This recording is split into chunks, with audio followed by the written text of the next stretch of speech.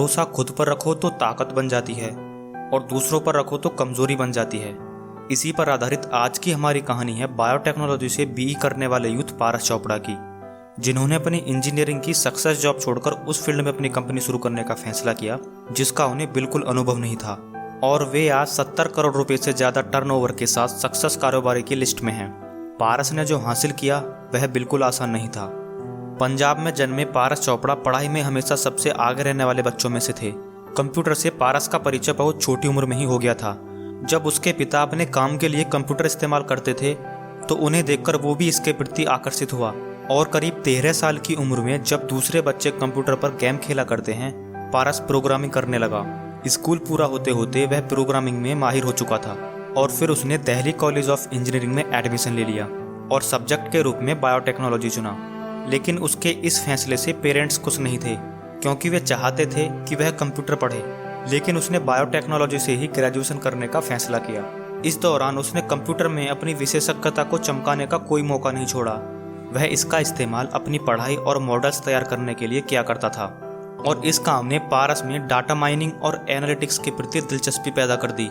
School के दिनों में एक बार उसे how to start a startup पर एक लेख पढ़ने का मौका मिला, जिसने उसे स्टार्टअप के लिए काफ़ी प्रेरित किया।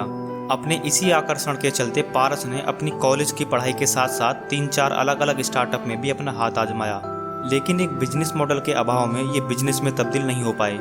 2008 में पारस ने गोल्ड मेडल के साथ अपनी ग्रेजुएशन पूरी की और उसके बाद इंस्पायरिंग माइंड्स में बतौर R&D में इंजीनियरिंग की जॉब शुरू की, लेकिन स्टार्टअप की ख्वाहिश अब भी उसके भीतर थी।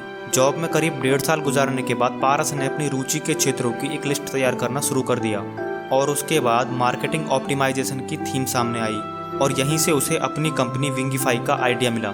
लेकिन उसे इस फील्ड का बिल्कुल अनुभव नहीं था। मार्केटिंग के एक्सपीरियंस के बिना मार्केटिंग ऑप्टिमाइजेशन में उतरना काफ़ी जोखिम भरा फैसला था, लेकिन उसे खुद की काबिलियत पर भरोसा था और उसने जॉब के साथ ही इस पर काम करना शुरू कर दिया। पारस का मकसद गूगल एनालिटिक्स के लिए एक प्लेटफॉर्म तैयार करने का था, जिसका इस्तेमाल यूजर अपनी वेबसाइट को बेहतर बनाने और उसके ऑप्टिमाइजेशन के लिए कर सके। करीब 8 महीने तक इस पर काम करने के बाद पारस कई फीचर्स वाले एक प्रोडक्ट तैयार करने में कामयाब हो गई और 2010 में विजुअल वेबसाइट ऑप्टिमाइजर नाम के इस सॉफ्टवेयर को लॉन्च किया।